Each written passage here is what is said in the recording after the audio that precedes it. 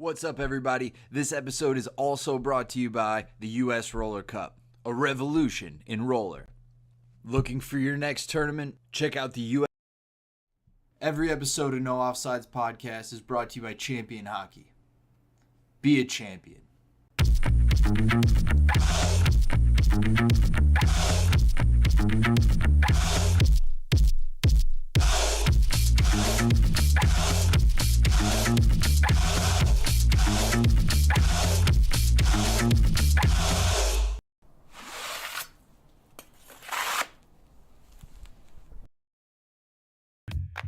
No offside.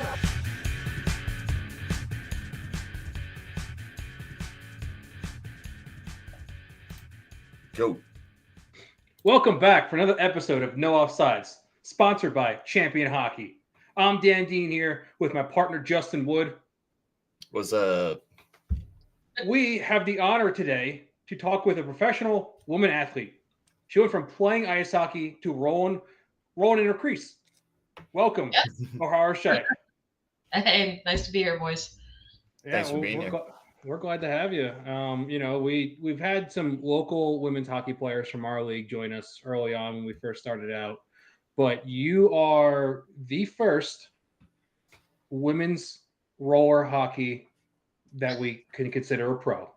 That's awesome. And the first Alaskan, probably the last as well, because we use a different kind of skates where I'm from.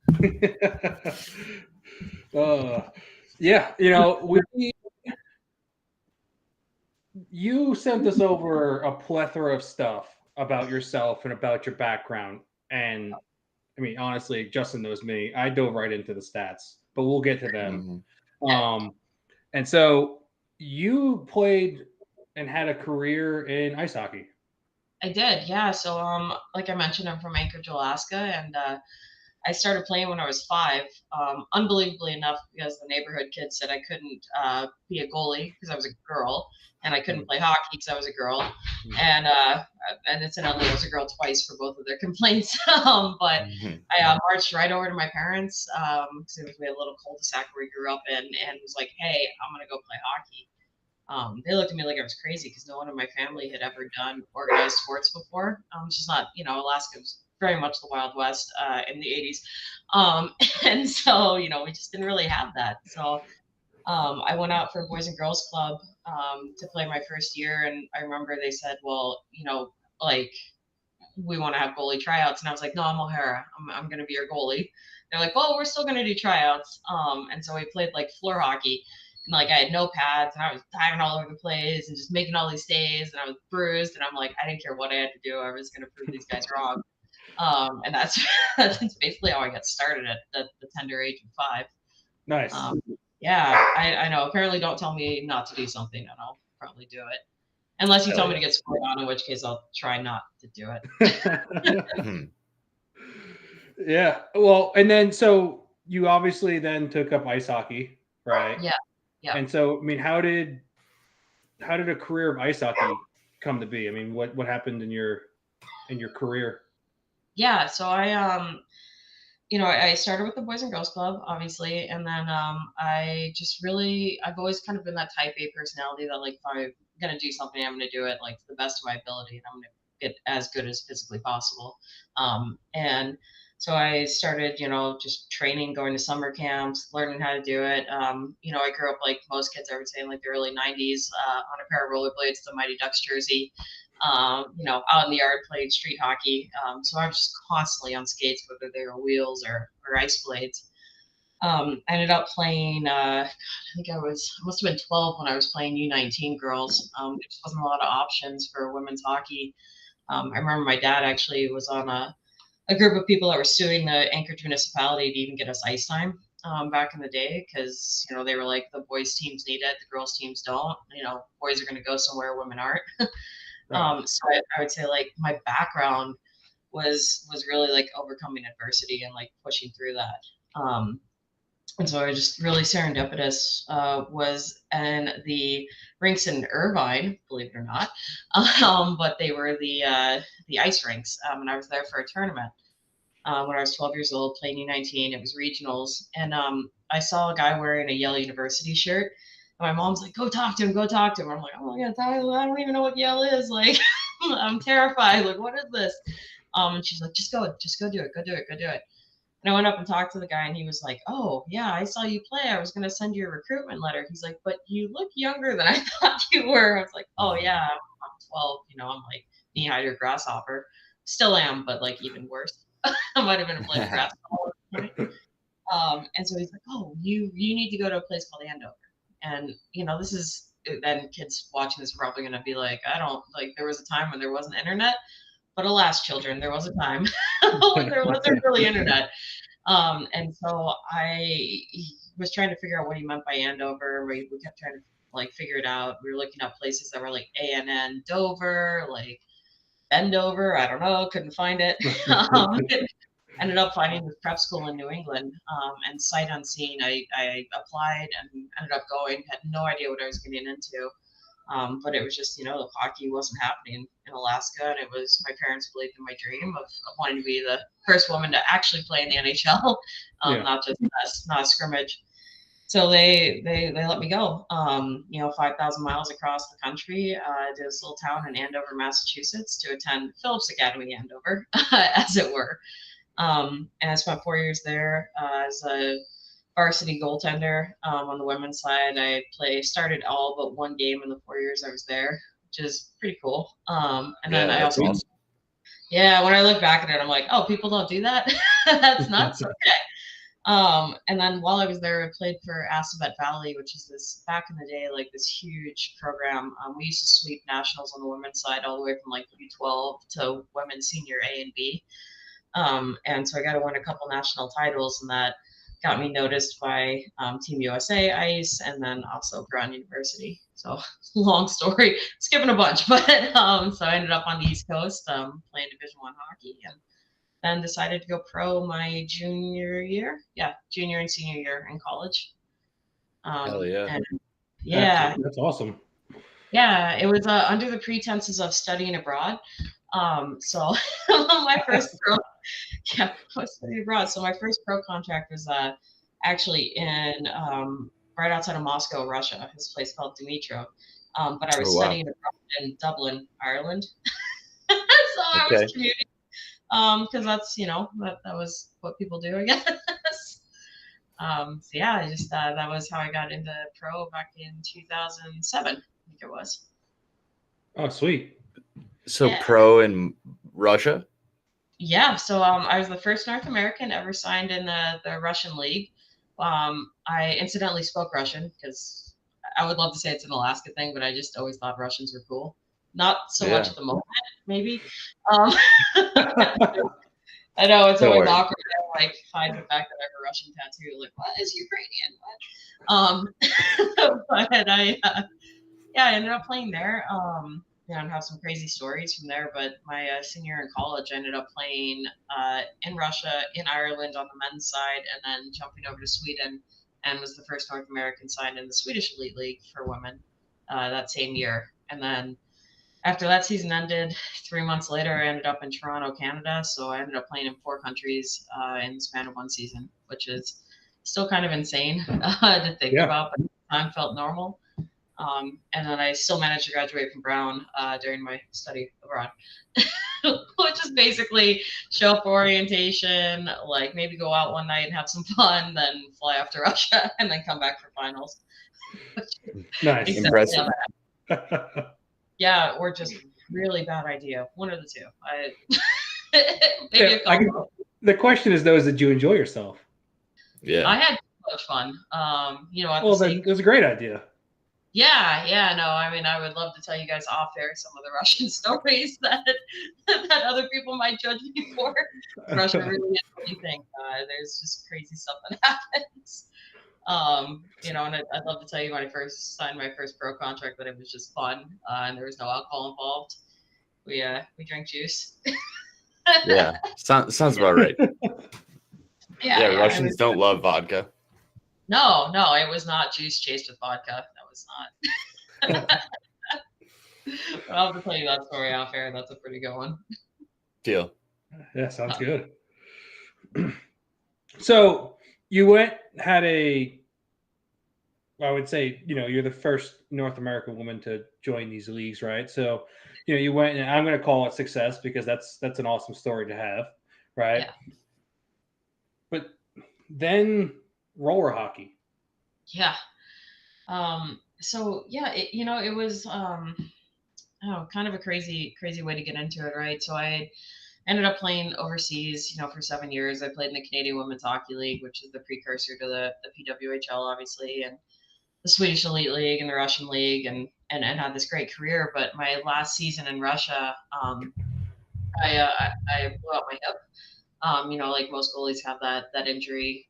I would say the labrum tear, but my surgeon ended up saying it looked like a bomb went off in my hip, and that he'd never seen that much damage in someone my age. And I was only 28, I think, at the time. And I just, I remember like the first Russian doctor that saw me was like, he just kind of felt around on my leg and he goes, "Your career's over." And I'm like, "No, it's not. I have 3 years left. It's not over." He's like, "No, I've felt this before," because it was the KHL doctor, and he's like, "I felt it before, and a ton of goalies, your career is over." And so when I went back to the States, and was able to get, hip surgery, I was basically told the same thing, like, your career is over.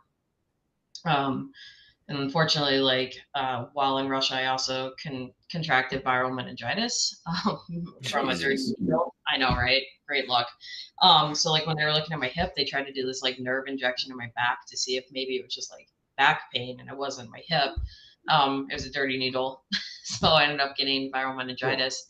So like not only, and then, I didn't really think anything of it besides obviously like overcoming being sick. And then I had that surgery on my hip, and it ended up being like this cascading tipping point for me where my body just couldn't handle, the illnesses, couldn't handle healing anymore.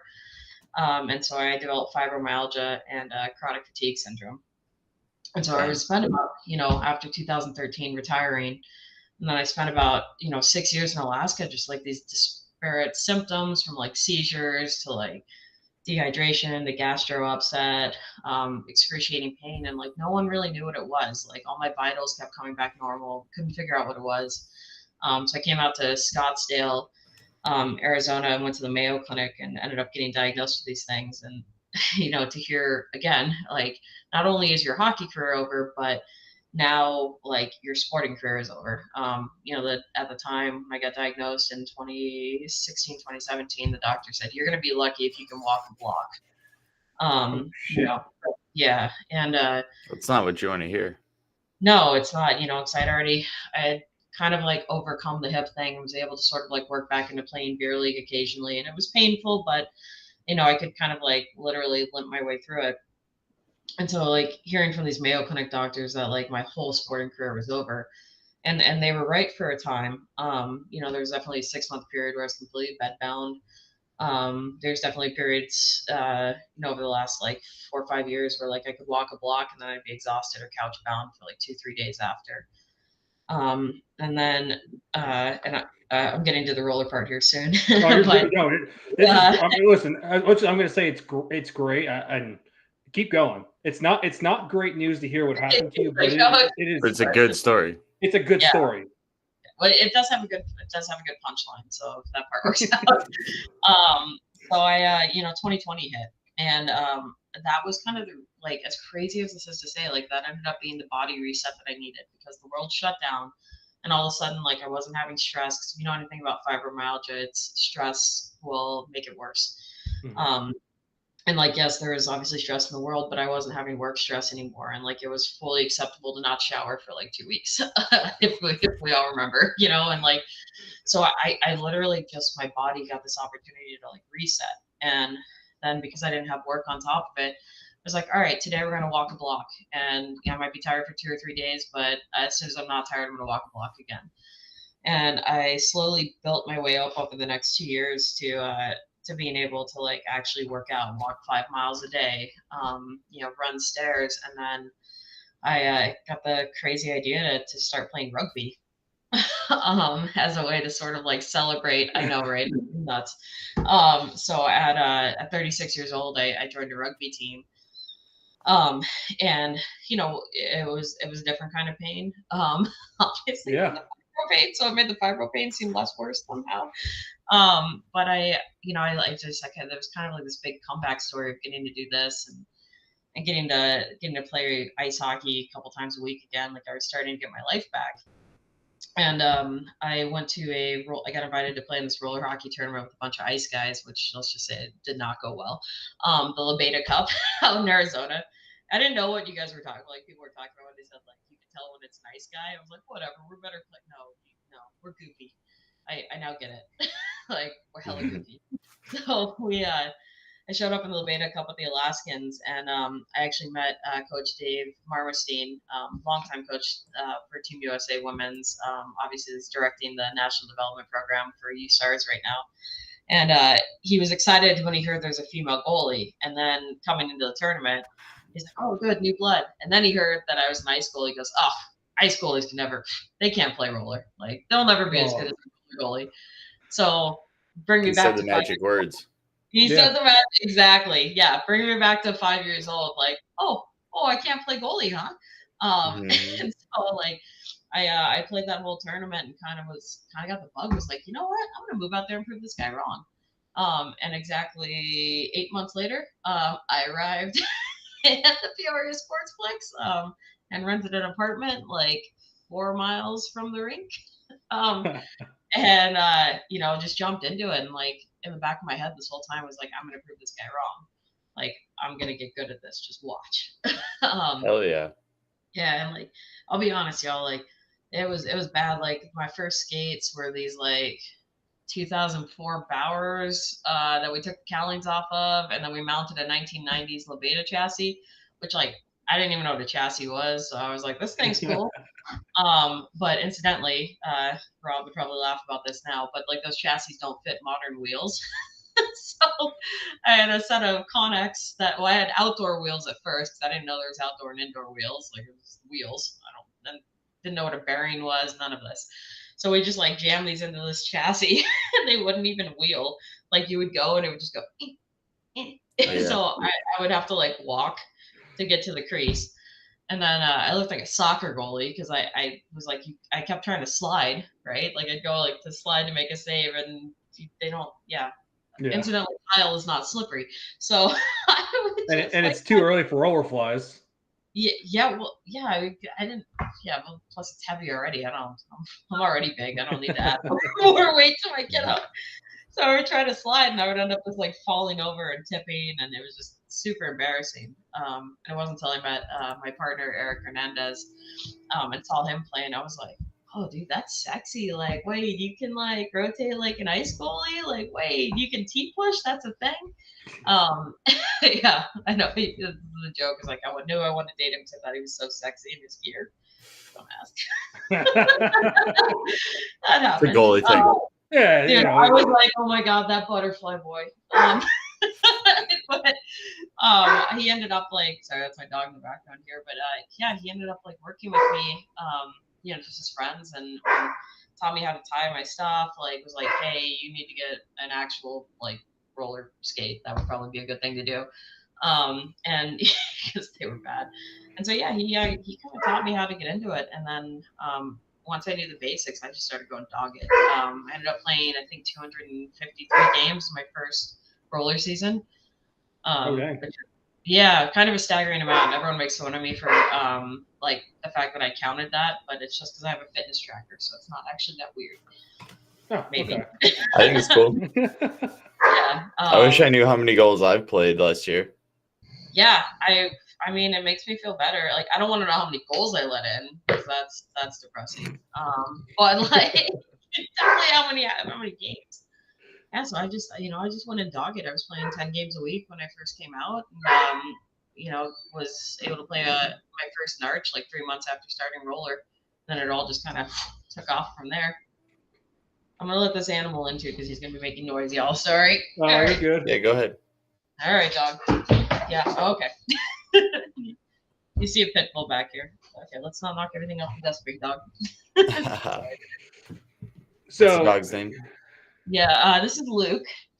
He's Awesome. he's a 90-pound crackhead pit bull. But Okay.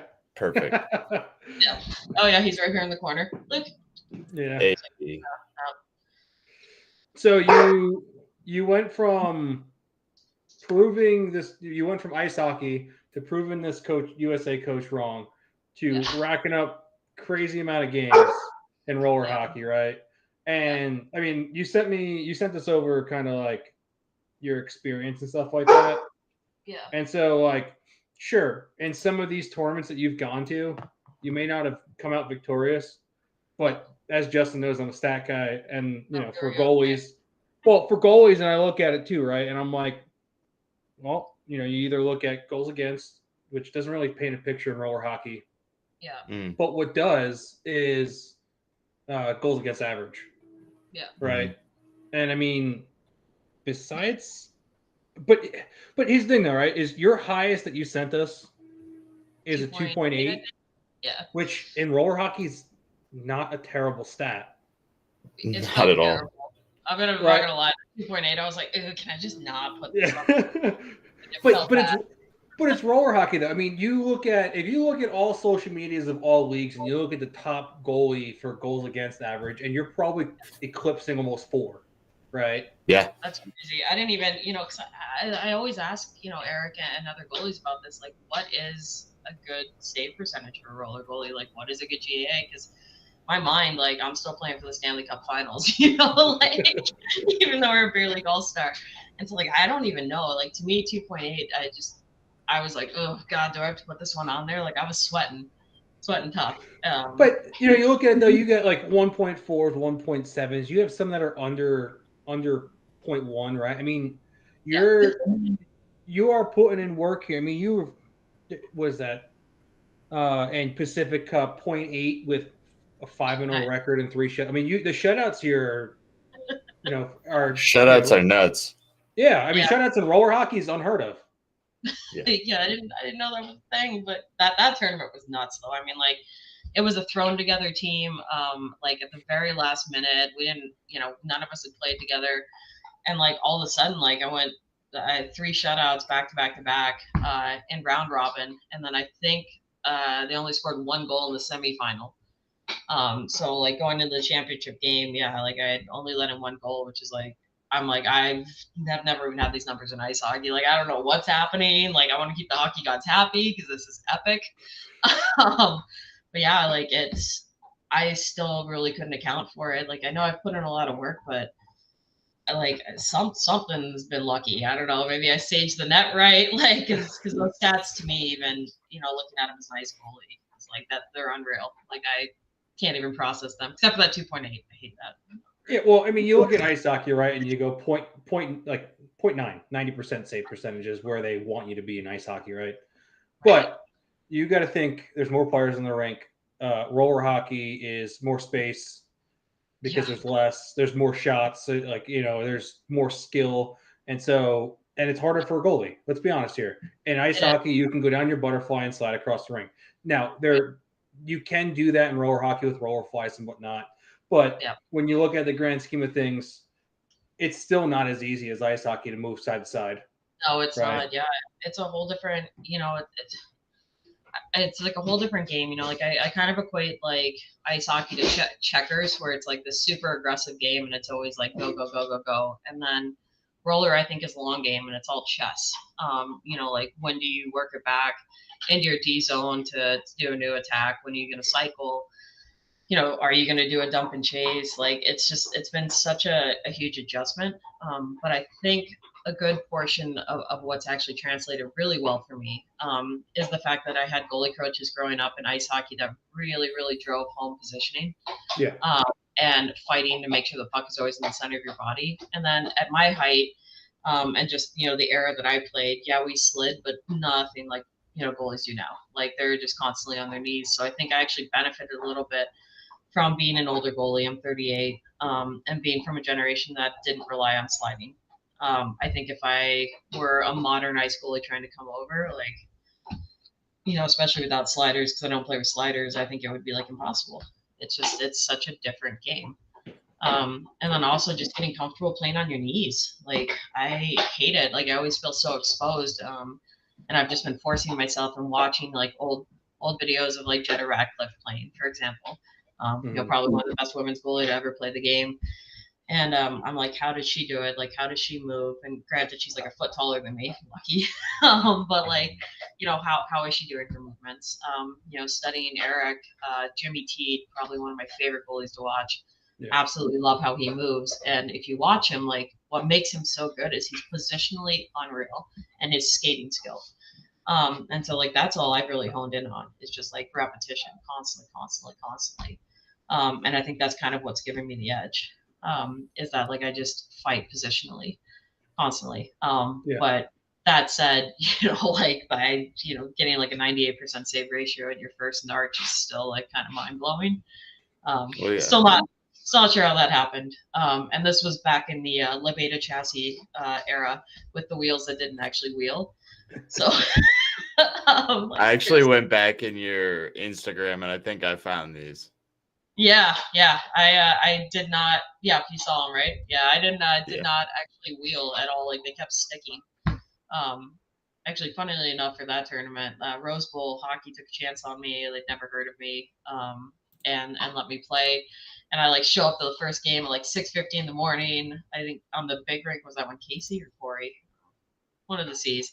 And I'm like, oh, this is so cool, guys. I've never been able to slide before. I'm like, it feels like ice. And I slipped on the water and ended up going ass over tea kettle, like blocker flies.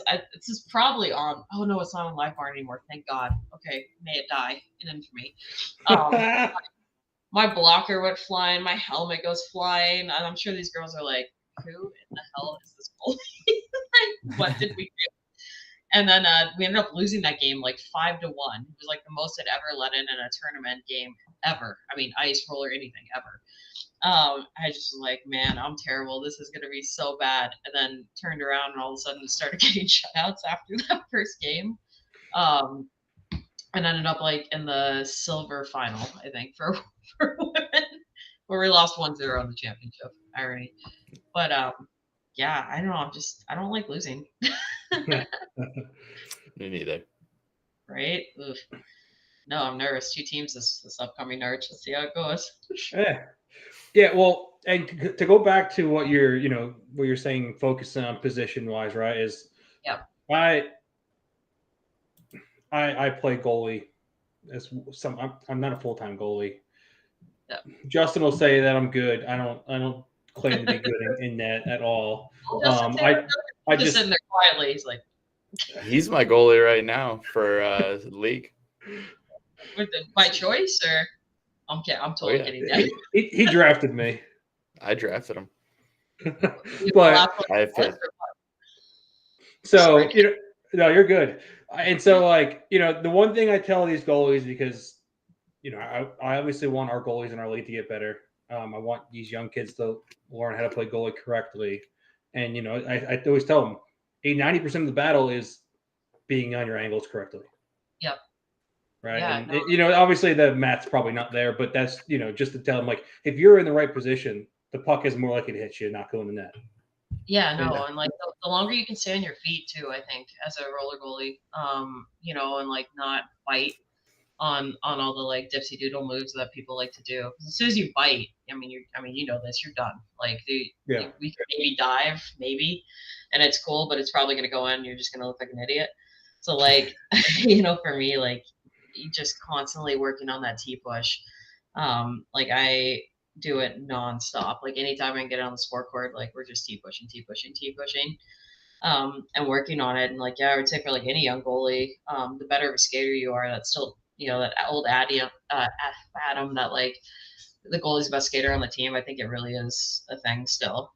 Okay. Like it's a stupid adage, but like if you can T push and you can constantly be in position and you can get comfortable, I call it crab walking. But basically like, the roller version of shuffling, aka stepping. Which I still feel like a dork doing. I really, in my head, I'm like, I look so dumb. But like the more you do that, just the easier your job's gonna be. And then rebound control. That's what, man, because you never know what these pucks are gonna do. It just does not react the same way as an ice puck. Like, and I still don't know how the puck like flies straight up sometimes when it hits your blocker at an angle. You're like, physics said that should not have happened. Like plastic says otherwise. dude, that's my new hashtag. Oh my, stolen. Yeah, it happens to me all the time where I'm like, that literally hit me dead square in the chest. Why is it still rolling? Because roller hockey. Yeah. Like, but you know, those are the big things I'm constantly focusing on. It's just like I want to have the best rebound control in the game, and I want to have the best positioning, and the rest kind of will fall into place. Yeah, you know, unfortunate for other goalies, being able to play both positions, I look at the weaknesses that I have and I instill them on the others when I play out and shoot on goalies. So, you know, like where you feel dumb when you're, you know, crab walking or doing your side to side shuffle. Right. That's the hardest part for goalies though, too, is not only doing whether that T push or that side to side shuffle, but also having to go side to side and keep your stick in position. Oh yeah. Yeah. Do you have that thing where do you flip your stick? I do it all the time. I flip my stick over now. Like, what the hell am I So I like to cut across the middle and shoot 5-hole. So you're that guy. Yeah. I yard sale so much and it drives me insane. Like I would never in my life like come over to a back door like dink. Like who's gonna make a save like on the back of their stick? But for some reason I'm roller. Like, and hopefully none of the women's pro teams are listening to this right now. If they are, I will not do that at Arch Finals, so that's not actually an open shot. Yeah, but no, like it's funny, like some of the technical stuff, like I constantly feel like I'm yard selling, and just throwing stuff. But you know, I'm kind of horrified that like my ice teammates see these videos sometimes. They're like, that's an interesting sport. I'm like, it sure is. But yeah, no, it's funny because, you know, I've been doing it I'm only a year now, but I think I've played in like every major tournament, and like sometimes my brain still shuts off and I try to like slide into something. Like I messed up a pass the other night. I don't know, I just shanked it. The other team picked it up and I started skating towards the net and like dove, you know, like I was gonna slide into making the save, and I ended up stopping like 6 feet wide of the net, like just and like knocked the wind out of myself. I'm like, what are you doing? I'm like, not ice. Sorry, I forgot. But, it's okay. You can ask Justin how my performance went on Monday.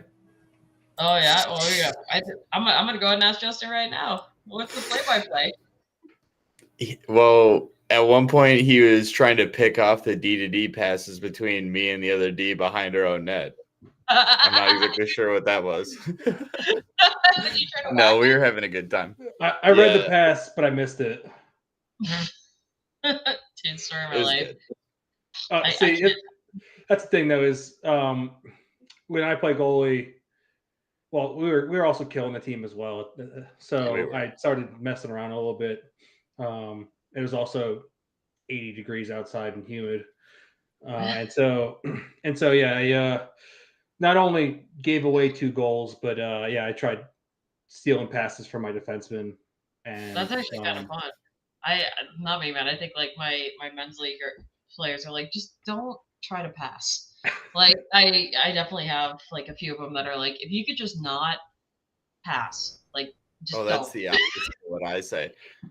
I actually got yelled at by Dan for not moving fast enough out of the zone for him to give me a breakout pass. See how much effort that I'm just trying to get apples here. Like that's, you know. Yeah, you know, Justin was going up the left side wall near the hash marks and stopped skating, and I threw a pass underneath the forechecker stick, and Justin like went to go full reach for it, and I was like, Justin, why'd you stop moving your feet? Yeah, you also. I'm with you on this, Dan. All right. Here's the thing, though. Dan doesn't shoot like a normal goalie. No. He rips them all backhand. So sometimes you're not sure it's actually coming. I thought he was maybe going to do a little spin-a-rama on a guy. I've seen him do it before.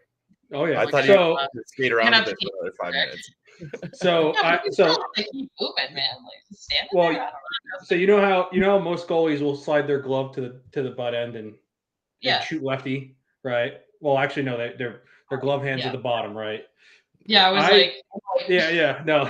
So I keep my hand on near the paddle, and so I'll either you like do that flick so thing. I'll do the backhand flick like I'm because I'm a righty when I play out. So Same, I'll do the yeah. backhand. I'll do the backhand flick as but with the curve, so it's easier. But when I get the puck to play it in the corner, I'm on my backhand. Oh, And so okay. I'll make a pass off my backhand up the boards, like as a righty. Got it. Okay. Yeah, And no, I'll also dangle people like that too. I mean, I'll break my Exactly own why I ankle. didn't know he was passing it. I thought he was going to dangle this guy. Is there video of this? Like, I'm gonna need to see this afterwards. I don't We think need they video filmed our proof last or it game, didn't did they? happen. I'm not sure. We've cut down on our videoing our games. We'll film the Is there next a one reason and for we'll that? send it to you. I'm gonna need to see this. Yeah, no. Can you Okay. teach me how to dangle? Like, I used to do like that Turcotte stick handling stuff as a kid, like because they would like always go for free. And I was like, Mhm. well, they're like, you don't have to show up for the stick handling part. I'm like, no, I'm gonna do it. So I have like these like report cards from being like 8 years old, like in my goalie gear, doing like Bobby Orr spin and like Nice. all the like there was a dot suit like in between the leg one. I never mastered that. I would always trip over my own stick, but I have attempted them. I break my own ankles trying to play forward. It's not good. Yeah, when I try and do full rank clear, that's 50-50 though. You're just smoking people in the head. You know, that's fair though. They deserve it. Well, it's either that or it doesn't go anywhere. Oh, do you Charlie Brown? You do not. You Charlie Brown. Yeah. Mhm. Oh yeah. Every so often. I know. Yeah. Yeah. There's some video of me doing that too, where I like came back from Narch and like your legs are still like really tired for a few days Yeah. after, and I tried to play. I went just I don't know, my legs seized up when I went to shoot, and I just fell backwards like out of nowhere, and then they scored an empty net goal. Yeah, some of my prouder moments. I'm really good at hockey. The Offsides podcast friends. But instead of talking about me, because Sorry. I don't like talking about myself. So as much as people would actually try and say I do, I want to talk about you. I want to talk about Women's Draft League. Yes, yeah. So champion captain. Yeah, it was crazy. Ali had approached me. I think it was at Winter Wars maybe, and asked me if I might be down. And I still had some PTSD from being a captain in high school, but I thought maybe this would this would like redeem any of the mistakes I made as a brand new leader. There was a lot of them. The goalie should not be in charge in this period. And so I agreed to do it, and like, man, I wish I had it still here sitting on my desk. They gave us like this list of like people, right? And I took this way too seriously probably because I didn't know half the names, so I'm still new. I was like Instagramming like every single person, like I had a rating system. I like printed the stuff out. I had my list like 1 to whatever 70 or however many people were in there. Like everyone was rated. I called friends and got like referrals. Like it was embarrassing for a draft league, right? Yeah. But I was like, I'm gonna do this, and then we get to the draft day, and we're kind of like this right now, like on a Google chat, and all of a sudden just blank. I went completely blank for the entire hour. I don't remember what names I picked. Like I just panicked. I don't know. I couldn't follow stuff, so I'm like sitting there with like the spreadsheets and it's like all this detailed work I'd done, and I got one player that was on the list. I don't know. I just blacked out. Again, goalies should not be in charge. And so I hung up from the call and I called my friend and I was like, I don't think that went well. She's like, what do you mean? I'm like, I don't know, dude. I just blacked out for an hour. Like, I don't know what happened. The stress got me. And I was like, man, like for the 2 weeks like leading up to this, all I kept thinking was like, man, what if I messed up? What if the girls don't have fun? Like, I put way too much pressure. I talked to the other captains. They're like, dude, I don't even have a group text. And I'm like, oh, so I shouldn't be sending them strategy and like game plans. No, this is for fun. My bad. But Champion was like super fun to work with. Like hooked us up with like jerseys and wheels and pants and like super epic. And like the team actually ended up doing well. We ended up losing in the semifinals to the tournament winner. So like it's kind of crazy. Like I guess blackout's the way to go. But I mean, like I'm laughing now, but like seriously, like I blacked out. Like I don't. If you saw the spreadsheet too, it was color coordinated. I mean, it's like insane. Like I was an NHL GM. I don't know. But yeah, we ended up having like a really good time, and then we had already started working on like a Terrapins roster, and I'm like, man, are you sure someone wants to make me a captain again? Can I be a co-captain? And so we've been doing the same thing, with the Terrapins putting together their first ever women's pro team, this March. And just trying to select players again. I'm not real good at all that. I just write pithy texts and talk a lot of shit.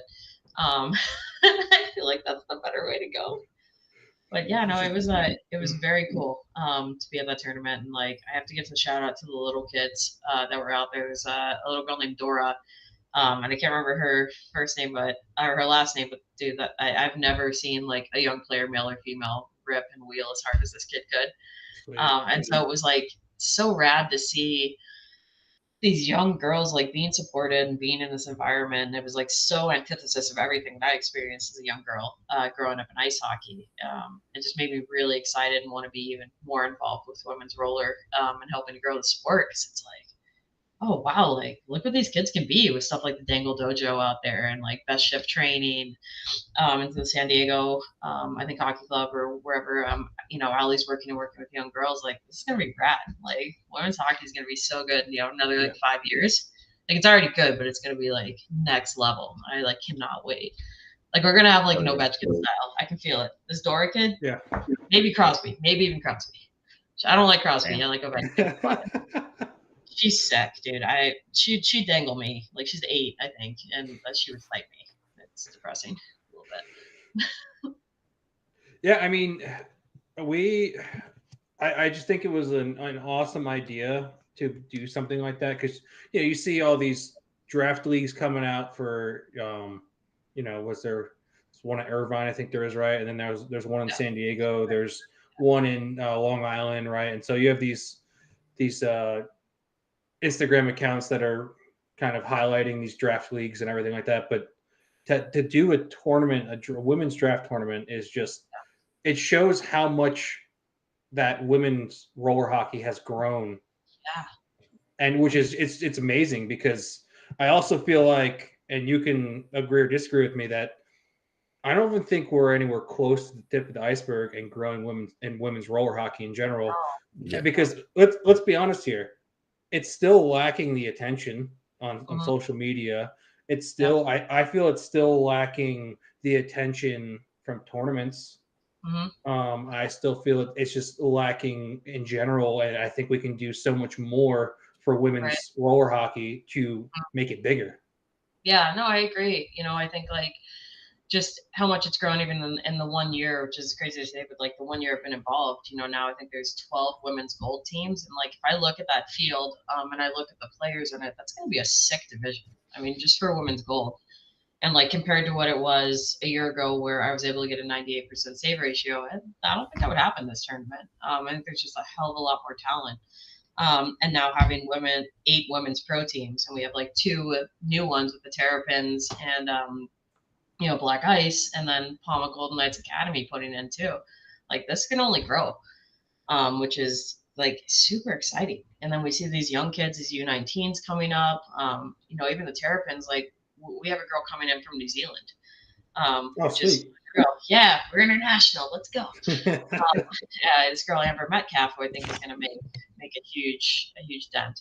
And I've got some girls from Arizona coming in with the Terrapins that have only played men's hockey, and they're going to turn some heads. I'm kind of excited.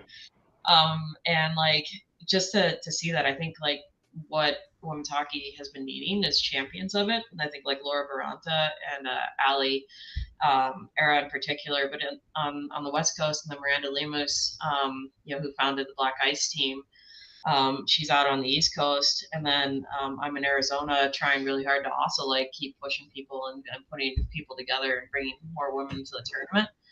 And so like I think like that's what it needed. It needed like coast to coast representation and people being like, hey, let's do this. Like let's put a team together. And like Ali giving us all a showcase to like see where everyone stacks up so that we can put people in the right divisions is awesome.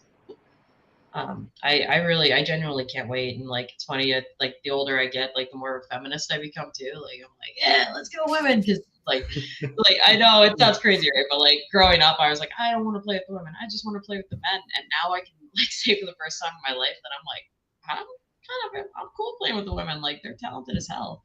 Yeah. Like you see some of the moves that like Tia Stoddard at Ringster pulls off. Like, Tia, this is for you. I just missed the poke check. It was cool. I'm glad that Darren put it on the highlight reel, but I just missed the poke check. She's gonna kill me, but that was a sick move. But you know, you're like just seeing all this like talent come up, and like I think it's gonna be exciting, and I hope people will turn out to the games for Women's Pro and kind of get excited, and that we can inspire some new generations. Even the Terrapins, we put together a U13 girls team as well, which is their first girls team. So That's awesome. Really excited. Yeah, I'm really excited to help coach that as well, and like just keep bringing the women's game forward. Yeah, that's the thing, right? Is growth. Growing the sport. We can grow roller hockey, but we all know that it's a male dominant sport at the moment, and there's no one like Justin and I. Exactly, and that's why Justin and I we're glad to have you on because we want to interview more women roller players. Yeah, like it's something that we have made it from the beginning. We just haven't been able to connect with a lot of them. And like whether they don't, most of the time I don't think we make it out of their requested on their DMs. Right. We also, when we started reaching out to people, we weren't really, that was almost a year ago as well. Yep. So I used to just send pictures of me waving. I think that just creeped everyone out. I was gonna say, I'm like, I just got instantly creeped. I'm like, that might have been the problem there. I'm just kidding. No. I just got like the 40-year-old on the dating app picture. That would have been the one. That's true. But yeah, no, I think part of it too, and is like, I don't know, maybe this is just like me, but I know that it took me a really long time to be outspoken about women's sports, to feel comfortable about making noise, to be comfortable demanding equal treatment and saying like, hey, I'm good enough. I should be in this league, regardless of not if I'm a male or a female. Like, I'm a good goalie. Let me play in this league. And I think also like there's still a lot of slack that women get when we try to do that, when we try to insert ourselves and say, hey, we're good enough, we should be in this. And let the best player play. And so I think like part of the thing too, is getting women that aren't afraid to get flack, from people who might think that like, oh, they're being arrogant or they're, being braggadocious. Because I think as women, female athletes, we're still told not to be. We're still told you have to be like, even if it's false humility, you have to be humble. Don't rock the boat too much. Just be grateful for everything. And I'm kind of just, at 38 and I'm going to swear for the first time, like, fuck that. Absolutely. Yeah. Like, I just, and I know some people are going to disagree with that. I know I'm going to rub people the wrong way, but I'm just done being quiet, I think. So that's kind of where I'm at. I don't think you got to worry about that. No, yeah. And that's the thing is like, and, I'm a person, and so is Justin, that, oh, yes, I am a person. But oh my God. You're all people. Thanks for laughing, Justin. But like Justin and I are, individuals that we're like, if something is wrong, we have no problem calling it out, right? Yeah. We have also, let's be honest here, the roller world in our country is, some people do not like to be the face of the topic and they get upset. Right. But if it's the truth that's being talked about, then that's one thing, right? Obviously lies are another, but we're not here to sit there and spread lies. We're here to talk about truths, right? Right. And so, and that's why, where Justin and I like to see women's pro prizes being as much as men's pro prizes. Right. And stuff like that. And it's like, you look at a men's pro prize and you're like, oh, that's a good chunk of money. And you look at a women's and it's maybe half. But I think part of that, now that I'm like GMing a pro team and like kind of seeing the back end of it, is that it keeps the price more affordable for us.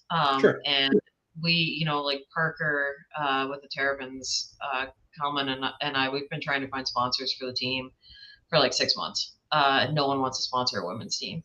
Okay. The men's team pots get to be bigger because they have sponsorships going in. Like, Palma is backed by the Najars, and so yeah, you're going to get a higher prize pot because they can afford to put more in. And yeah, I think like one of the biggest things that needs to happen besides like having champions that for women's sports is that like we also need to have some of those corporate sponsors. I've been really grateful to champion hooking our draft team up so much because that felt like an outright support of women's sports. So like as a captain, I went out of my way to post on social media about them. I had the girls posting on social media. I'm like, we need to encourage the philanthropy for women's sports. And the only way we're going to do that is, like help support the business too. And it has to be a symbiotic relationship, I feel like. That's kind of been missing. Agreed. A little bit. I do think like there is still, and it's a good thing in a lot of respects, but I think there's still like a little bit of an entitlement attitude, with a lot of people that like, well, of course this should be paid for, of course this should be, and like that's the new generation, like expecting things to be that way, which is really good on one hand, but on the other hand, these business owners are from my generation, so we, where equality wasn't really like, wasn't taught the same way. As it is now. So we need to respect those small businesses and also give them support and like make it worth their while. Like, and remember, it's a business transaction at the end of the day. Like, you're sponsoring someone not necessarily out of the good of your heart, but also to promote your brand. So we need to help do that and grow it. And then I think those prize pots will be the same. And hopefully State Wars will get on board with having a pro division for women as well. But like, again, it's a little bit tougher because we just don't have the funding, to go on to these tournaments and to pay high entry fees. But it would be cool too to see that on the men's side where like every single team is sponsored by like a roller company and then it's like the battle of the companies. Like that'd be so rad. I would love to see that. That would be awesome. And it's something that we would like to see is like, and I think what would help, and Justin and I have talked about this plenty of times, right? Yeah. Is more exposure, right? So yes, you look at all the pro men's, they get live streamed and they get highlighted and everything like that. Yeah. Well, let's make the extra effort on the women's side too, right? Yeah, agreed. It's and it's been quite on like it smacked me in the face just recently on when people make posts on social media or roster reveals or stuff like that. It's women get left out. We do, yeah. You look at it and you have worlds coming up, and they did men's and women's post, and then they did men's junior. I think was posted as well, but the women's junior wasn't. Right, I know. Yeah, and I'm like, why do 3 teams and not the 4th team? It's odd to me that stuff like this happens when it's like you all you do is ask for another roster and make a 4th template. Right. And I just feel like as people in the roller hockey world, we can do better. Yeah. No, it's like refreshing, but also like startling to hear a man like even have the foresight to like see that these things are happening. And even like seeing how disparate the engagement is on the posts too, in terms of like impressions and likes and comments. It's just cool that that's something that you've noticed. But yeah, no, I think like when you like, especially video, I think that like that's the way to go. And Darren, obviously cut some really cool videos, but I would love to see the women featured more. I really would. It'd also be nice, Darren, I'm begging you, show a goalie making a save for once. I always feel bad for goalies on that regards. Oh my God. There's always way more. Yeah, there's always way more like sick goals. Never make saves. I've been on the reel twice for getting scored on. Twice. I'm like, Darren, please. Like, people want to see us make saves, I swear. But like that's how you make new goalies. Yeah, right. Or you just make people feel like, that's how I'm gonna end up. Nope. But like FMT doing like the sick videos they do, especially covering like the the league out in France. Some of the women, although I wish they did more. And then LA Productions, like you have these sick production companies that are like making these videos. Yeah, like I'd love to be, on more scissor reels just because I'm a little bit vain. But I'd also like to just like see more women because like I'll share it. Like anytime I see something like that, I'm constantly sharing it. But we need to be united too as women and not just rely on men to do it. Like we need to carve our own path and like also be sharing it. Like every single woman on a pro team, if there's like a pro announcement roster, should be sharing that in their story. Every single one. Like if Allie does a video on women's roller hockey featuring a player, we should all be sharing it in our stories. Like we have to do that too and grow the game from within. And like that onus has to be on us too. Like I think it's definitely both sides, but I think we as women need to be more proactive in promoting ourselves, and not keep waiting for people to do it for us. Because I know, like, I imagine if we hit any of these production companies and said, "Hey, could you cut a video of like the women's pro?" They'd be like, "Hell yeah, let's do it." I'm like, "But we have to ask." Right? Worst they can say is no, but I don't think they would. Like, y'all have been called out. Well, and that's something that I think roller hockey as a whole needs to do better is get more eyes on the sport. Yeah, I think it's going to be tough though because you don't have like these huge. I mean, you kind of have these world tournaments, right? But then they rely on like really like shaky camera. They're not really like broadcast. They're not like the production quality needs to be more. Otherwise, people aren't going to care. Yeah. And then not really having like traditional pro leagues like in North America, like what we would actually consider pro. Like, yeah, it's going to be hard to get eyeballs on the sport because we call ourselves pro, but realistically, like it's pro in name only. Like, because there's a prize pot, but none of us are making like a living doing it here in America, at least, right? It's true. But I mean, it's like other sports, like golf is tournament based. There's no like league. Tennis. Yeah. Fair. There's other sports where it's about just like we come together for this short time. This is when you're watching. Get in here. And we just need to stop trying to be ice hockey. Yeah. We're not ice hockey. It's a totally different thing. It is. Yeah. Different vibe too. A little more swagger in inline. Yeah. Yeah, exactly. That's a great point. Like I tip my hat to you. Like I fully agree. Hadn't even thought of that. You outsmarted me, Justin. But yeah, like no, but I do think just like production quality and like leveraging social media is going to be like a big part of it. Like I hope they make a bunch of cuts from like the Pan American Games that'll be going to at the end of the month, and then like from Worlds. But like I would love to see that like high production quality. I think like, and then let people know the personalities. Like as a roller community, we all know the personalities. But if I talk to people all the time, like, what's roller hockey? I'm like, really?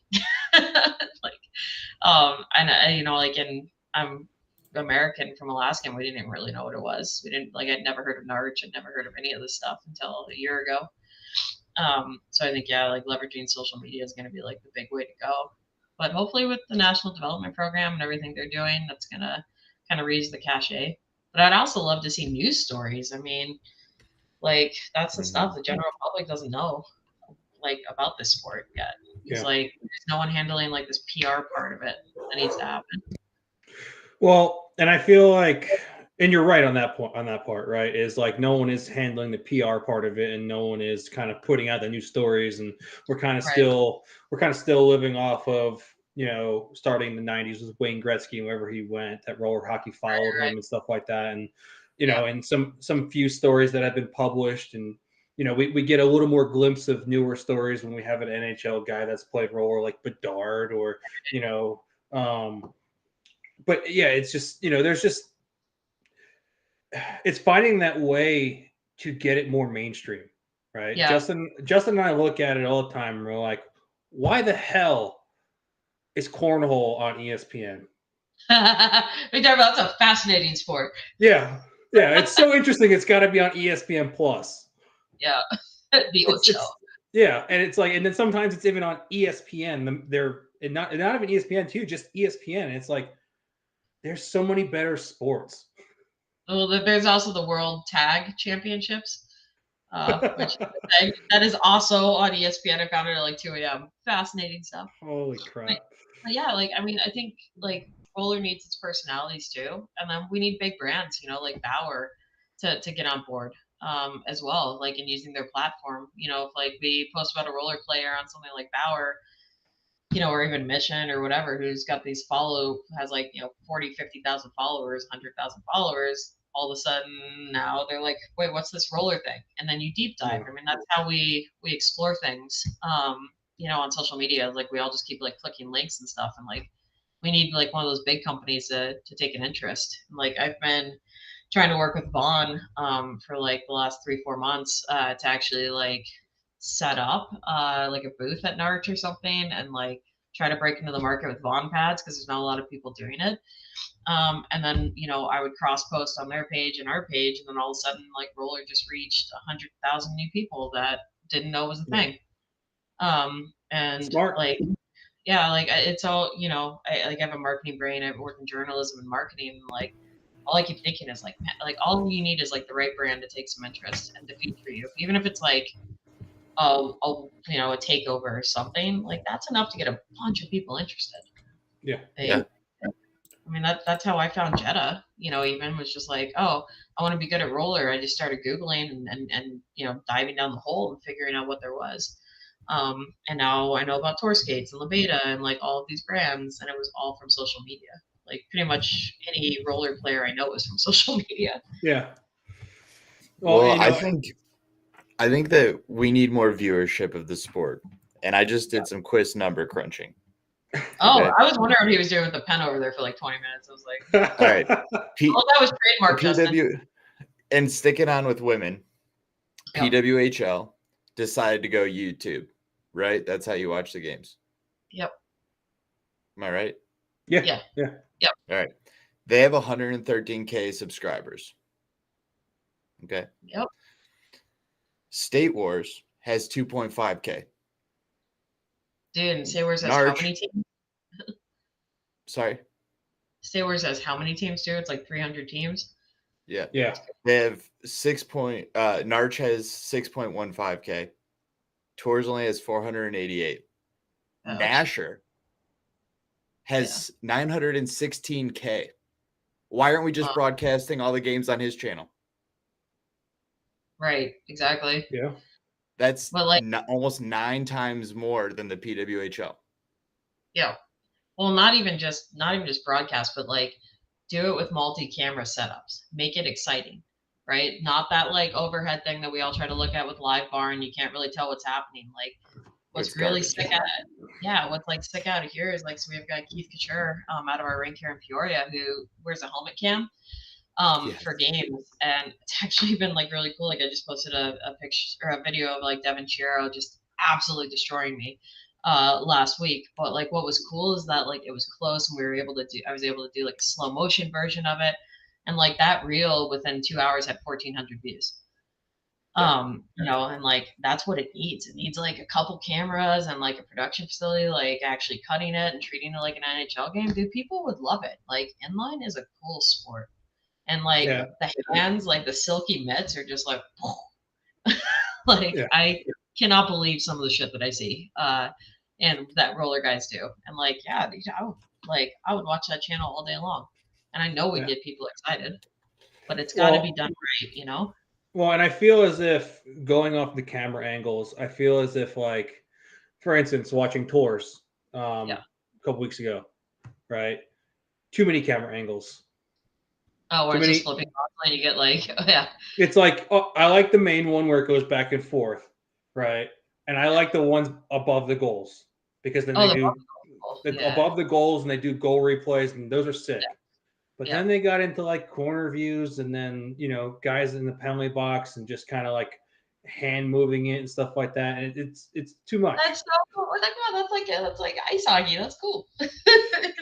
Yeah, but if you look at it from a viewership side, right, and you have an unsteady hand, and then you also you flip to this guy who's now back delayed. He's delayed, right? And so it's like, if we're not gonna have the perfect broadcasting where every camera is following the play and it's not gonna be perfect, then I think we need to realize that we need to cut some of these angles out. Yeah, Just no, I kiss totally it. agree with that. Yeah, no, you don't want Kiss to it like and shake keep it the simple. Yeah. Yeah. I mean, You don't want like Blair Witch Project in roller form would be unfortunate. yeah. I mean, it took. Blair Witch did pretty good. I mean, you got to look at it too, right? It took the PWHL all season to get on major TV. Yeah.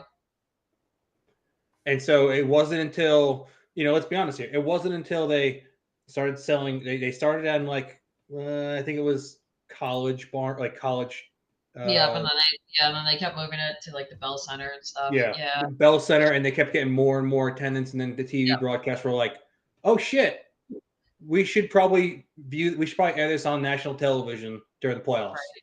Yeah. And it's like, where was this all year? Yeah. Well, like luckily, I mean, Billie Jean King and the Women's Sports Foundation was like a huge push for that too. And like again, it's just like getting the right people in the room. Like mountains can get moved if you get the right people in the room. And I feel like that's kind of what happened with the PWHL, and I think it could happen with roller. Like, I'm literally baffled by the fact that like there isn't like the LA Times isn't writing a story about Narch every single year. That they're not doing a ton of coverage. Like they're not interviewing Tom Chivera like about what he's doing with Dingle Dojo, and like there's so many stories, and I'm like actually baffled as a journalist as to why none of none of these have been pitched to the media, because I guarantee you the media has no idea. Well, and that's the thing, right? Is I feel like if it doesn't land on their desk, they'll never report on it. No, it really comes down to like needing a savvy PR person who's going to like suss out those stories and write a press release that's killer. And be like, because you guys had no idea my backstory, right? With like what I've overcame with like injury and illness, and like, and now it's this like really cool story that like could be written about, because there's this backstory. Everybody's got one. I mean, you just need like Narch and Saywars, like they need that PR person who's going to find those like stories and like pitch them to the media, because like I know there's other people out there who've overcome like major illness and like hardship to keep playing and to like excel in what they're doing. So like, I mean, my plea to to Darren and Tim, if you want a PR person, I know a girl, but like I would love to see it. Like I really would love to see the sport grow, and like it's not like anything I'd ever seen. Like when I came here and started playing roller, I thought beach pro roller was roller. Like I didn't understand why there weren't banked tracks. Like I was genuinely confused, because like that was when USA Hockey was involved, that was the last part I heard about roller. Remember in the magazines they used to do like the roller editions in the summer. Yeah. And like it was always like beach pro roller. I thought that was roller. It just needs to be like a re-education and like getting the right media people excited, because that's a huge story. And then even if you talk about like the economics of Narch and like what that brings into the Irvine community every year, like how many like hundreds of thousands of dollars is it bringing in? Exactly. Like there's so many angles. I get excited. No.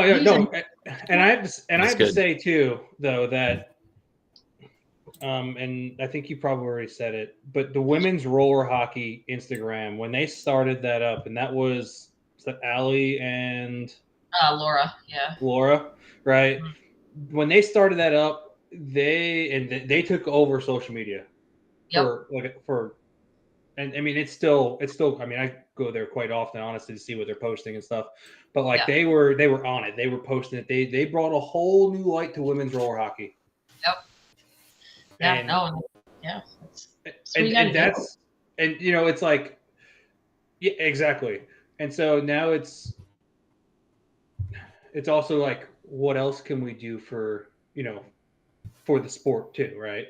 It's like, sure, they started outlining women's roller hockey, but now it shouldn't be up to two women, right? It should be up to all of us. It should be up to all of us to kind of share their videos, share bios. And I also think that maybe we need to start doing more interviews at the rink. Yeah. Oh, that'd be cool. Or like even just like, how does roller work? Or like, what are the rules? Like, I feel like it would do so much for the sport to just have like a film, like to have one of the media outlets cover this Narch. Like, could you imagine like the local news like coming out and doing video? Like as reporters, we're always like chasing the same beat and trying to do it better than the other person. So you get one, we just are, so like you get one camera crew out there and they do a story, you're going to get 3 or 4 more, and they're going to try to tell different stories. And then all of a sudden you've got like some momentum on it. Like that needs to happen. I mean, it's huge. We should be making noise. Like to have 340 teams come through in 10 days. It's just like absurd. Yeah. Or like do a feature on Darren. Like, how do you put together a schedule like that? Like, how does that even work? Like, I bet they're glad to have computers. I know. Can you imagine doing that on paper? Bro, I made the joke when I was like, what do you use, like AI and set the Terrapin schedule at like expert hard? So we have Palma and Brinkster on the same day. I was like, damn it, Terrapin. But like it would be cool, or like someone makes a pitch to like Netflix or like an indie documentary about like this tournament too. I mean, it just now I'm getting ideas of like shit, I should do that. But yeah, like I think that's just like all it needs. Like Netflix just did a documentary on sprinters. And I'm watching it now called Sprint, and I was like, wow, like actually the sprint sport's kind of cool. Like I like running, I didn't think was a cool thing, but now after watching this, I think it is. So imagine people seeing something like a documentary on Netflix or whatever about like roller. Because I think there's enough like cool characters to make it worthwhile. Like that would be I'd watch it. That was another thing I was writing down. When you're like, what's this guy doing? Writing all this stuff down. I was actually starting the screenplay for the roller story about your life. There you go. It was Netflix. There you go. I'm like, what was it? It was a cold and dark night. Well, it wasn't actually, because the sun doesn't go down in the summer. Never mind. It was a bright, sunny day at 2 a.m. in Alaska. Yeah, no, I mean, like, I would like maybe you guys might just give me the idea of like maybe I might do like little features on my page at Narch. I think that would be really cool. Like interview like rando players like that I just met or had a good game and be like, what's your roller story? That would be cool. Hey, do a women's takeover of the women's roller hockey page. Yeah, I know I'm gonna be doing one for the Terrapins hockey, which is gonna be cool for women's pro, but yeah, maybe I should make it into a little passion project, like and combine photography and that. You guys just got me really excited. I'm like, hey, this is so cool. It's like rollers really, it's given me so much in the last year. Like, I mean, it gave me a second chance. like couldn't say that more succinctly other than like it gave me a second chance to like live my dream. And to wear like a USA team jersey and to play pro again, which is just like not so. I thought that chapter in my life was completely over. Sorry, I'm gonna get emotional, but like I thought all of that was over, and rollers giving me this like second chance at life, and I'm so grateful to it. So like I'm so passionate about wanting to give back to it because it like literally changed my life, which is insane.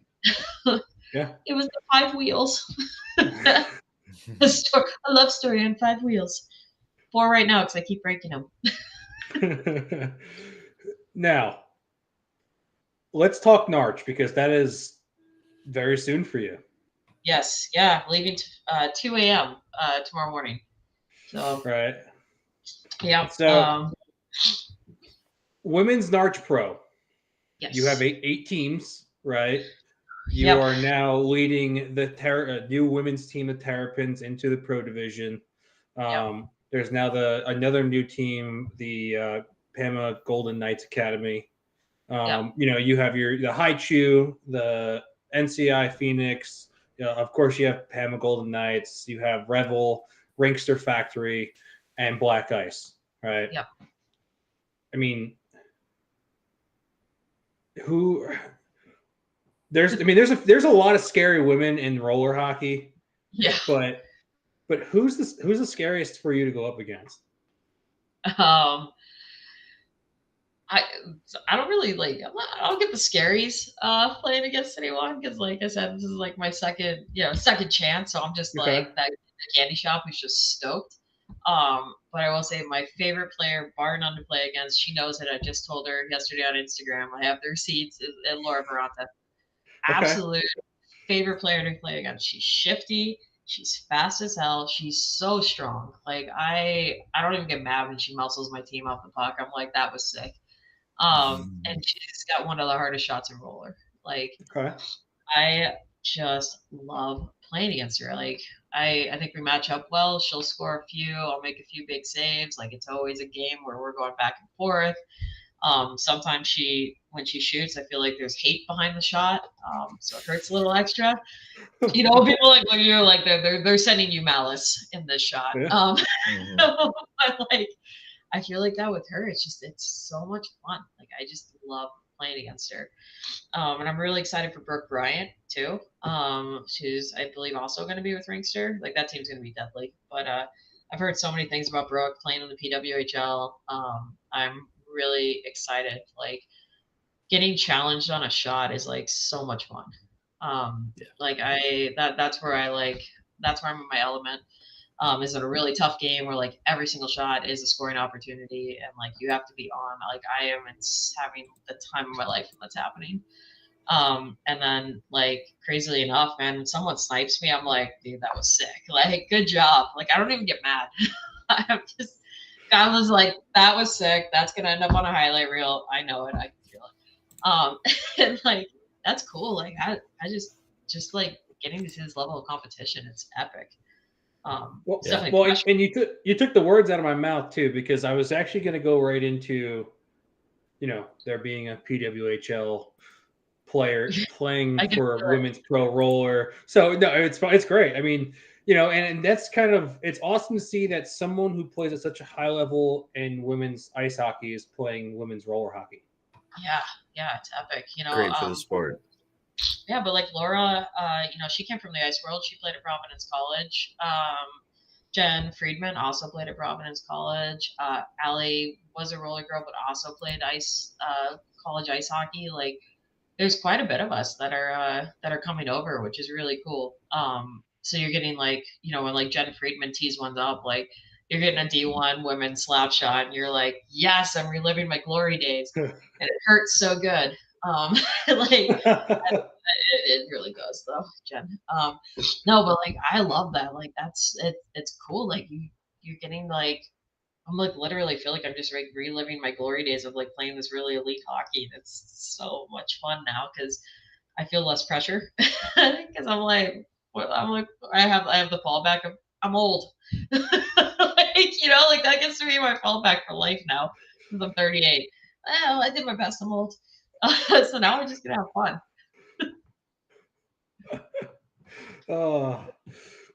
Now, how do you think your team matches up this coming weekend?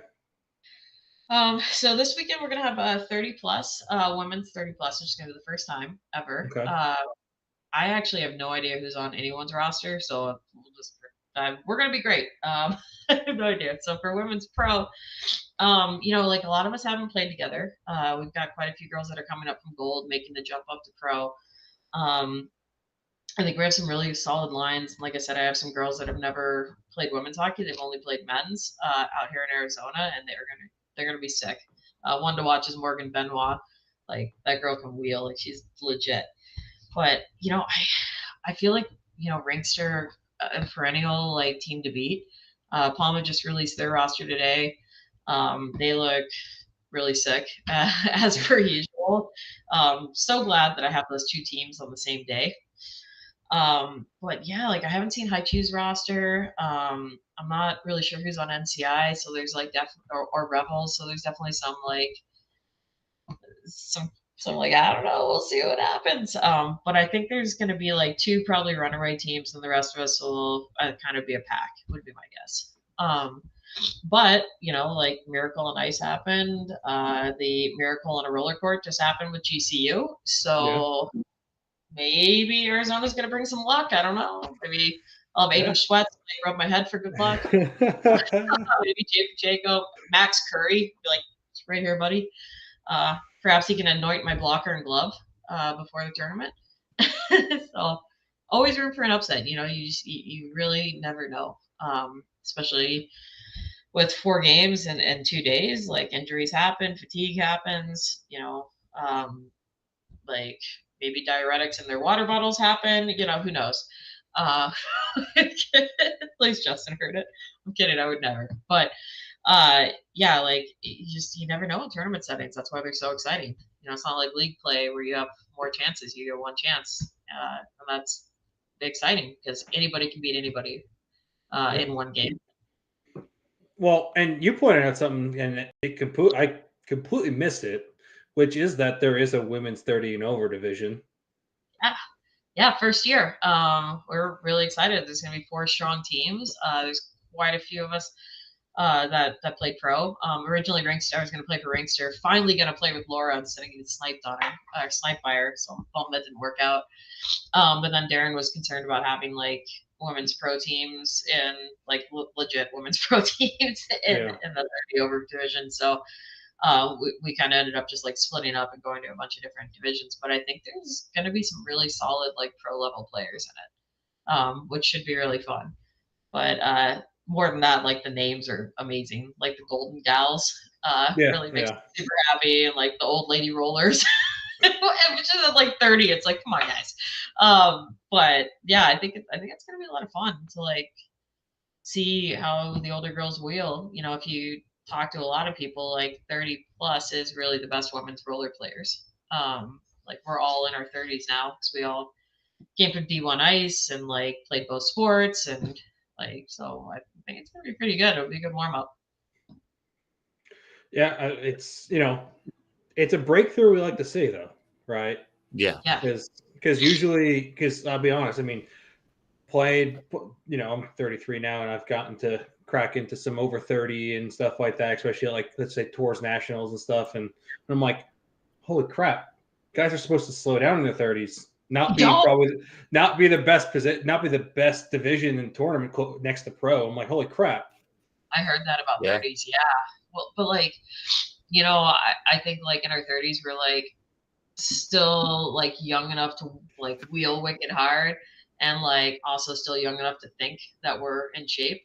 And so like I feel like as 30-year-olds go like harder in the paint somehow.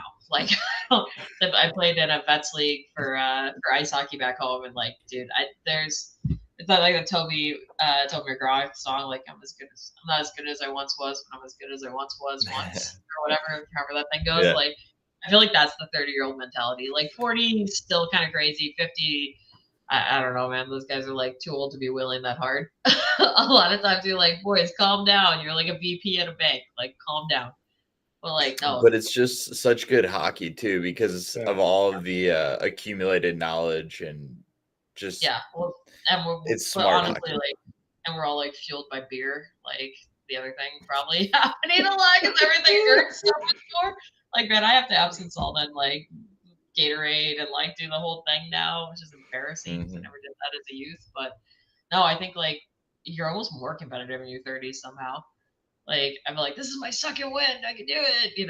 Coming into my walker to these games. Yeah. You're like strong for a weekend, and then Monday comes around after tournament, and you're like, oh, I'm so sore.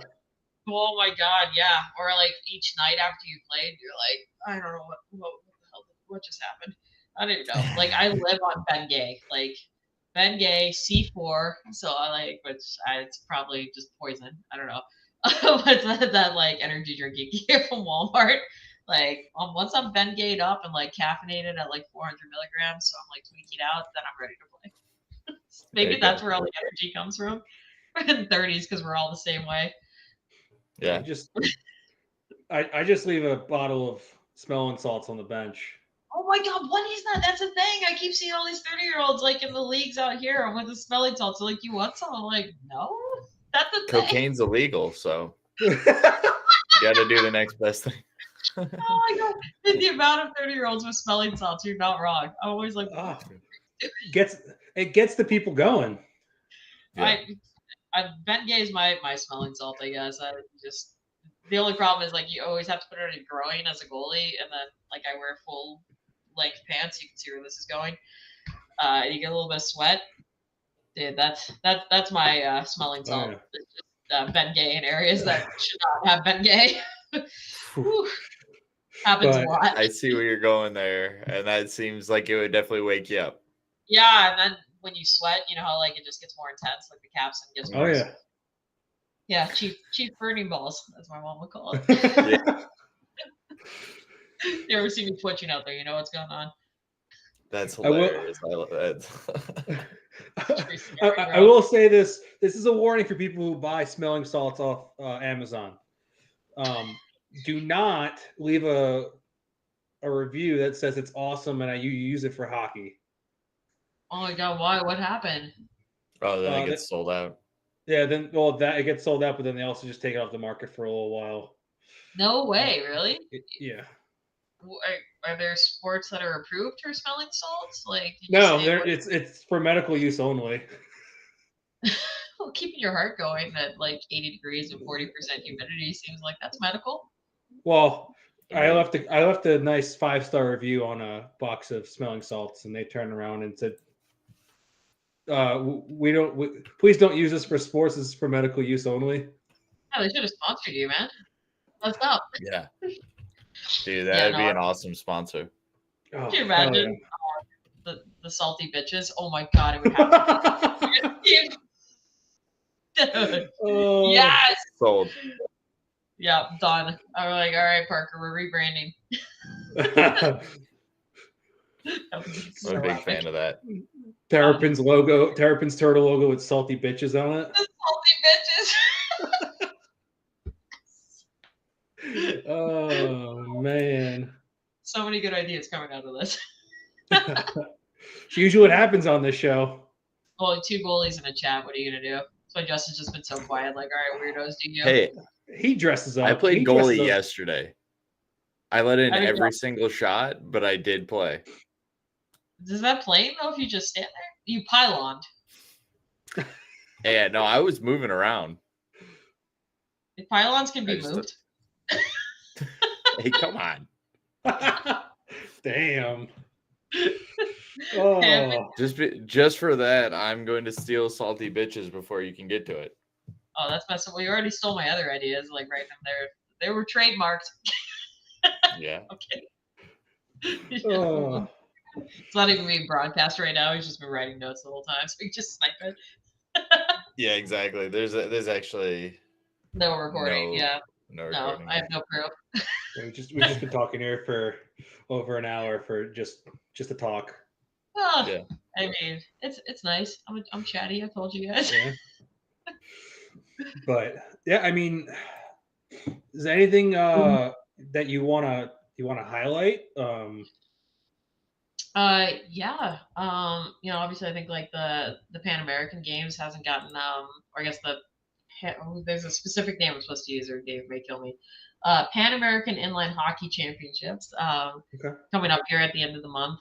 It's going to be a lot of like players that haven't been on like the main national team, but this is kind of like all of our chance to like prove that we can play at that level. On the men's side, you've got like people like Mark Simmons is going to be playing, which is really cool. Devin Chiro, we're going to finally see play at like an even more competitive level. Like this kid's sick. He usually plays platinum with Vegas.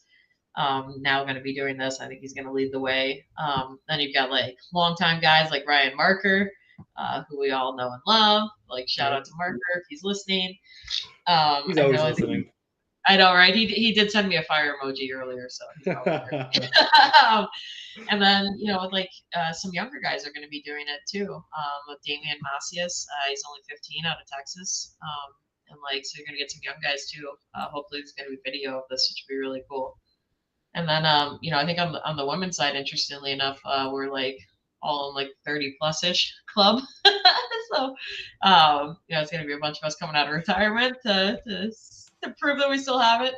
Smelling salts included. Yeah, there you go. Yeah. I think our oldest on the team is actually Sandra Check, out of here, of Peoria. She's from Chicago originally. She's 42.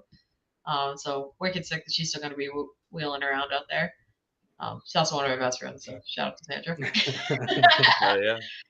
Yeah, so I'm actually excited. There's a lot of people are going to be wearing the USA jersey for the first time, on both the men's and women's side. So I think it's going to be a really cool thing. And hopefully, USARS does a lot of posting. If not, definitely check out the roster on USARS, inlinehockey.org, and like try to follow some of those players on Insta. Give us a little bit of love. It'd be rad. Yeah, and we'll try and find the link for if there's a lot. There should be. I think there's a live stream for it, but well, if we find it, we will post it, and we will definitely get that. Let people know when games are and stuff like that. So Yeah, and and hopefully we'll see a bunch of you guys at Norwich. If you heard this podcast and like the idea of like doing a player feature, I'm gonna have my camera there. I was already bringing it. I'd love to do something. I think it would be really cool to do like featured players of Norwich, and like tell roller stories, like get our name out there. So nothing else comes to this podcast. That would be sick. yeah, I mean, hey, do it. I think I kind of want to do it. And when you post them, tag us on them. We'll share it. Oh yeah, no, for sure. That's what we got to do. I'll keep sharing no offside stuff unless I look like a dork today, in which case I will not be sharing this. Justin's like, too late, bro. No, you're good. The look on your face, man. He's like, you're gonna hang up and be like, that was a ride. We have a goalie in our league. Yeah. And you remind me of her a little bit. Ooh, which one? Her name's Monica. And Okay. she's always worried about things too she shouldn't be worried about. You're cool. You're good at hockey. You're playing on crazy teams, but you're worried about looking like a dork. It's crazy. No, you've been great. You've been a great guest. Dude, perpetual fear of goalies. What are you gonna do? There's no saving it. We are dorks. Like, I need to just let it go. No, I think it's been great having you. Yeah, it's been a blast having you on here. We appreciate you joining us. Yeah, super fun. Thanks to anyone who listened in. Sorry if I swore too much. I think I only hit 2, which was pretty good. Not that I was counting. Should we do more now? It was probably 2.8. Everybody say their favorite swear word. 1, 2, 3, fuck. Oh, can I do it with me? Okay. I went multicultural. I don't swear. Dan's a teacher. I'm a teacher. I'll just go Shizer. There you go. We're multicultural. Let's go. Yeah. But hey, O'Hara, we much appreciate you giving us your time, because we know you have to travel. Yeah. And about 12 hours. Yeah, about 12 hours for you. And so, like I said, we are happy to have you.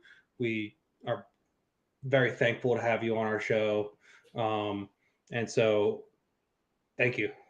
Yeah, no, thank you guys. It was a lot of fun. Always love talking roller. Heck yeah. Yeah, and like I said, we'll reach out to you and see if we can get you on in the future, and maybe have some topics for you to talk about, and we'll go from there. We get Eric too. We could have 2. Yeah, it's true. Absolutely. Yeah. We're pretty funny together. Sounds great. Yeah. It's 2 goalies, right? So upset, yeah. We're twins. So, but if you're forechecking in roller hockey, don't let up, because there's no offsides. I'm Dan Dean. I'm Justin Wood. O'Hara, thanks for joining us. We appreciate you very much. Yeah, thanks, guys. Thanks. See everybody. No offside.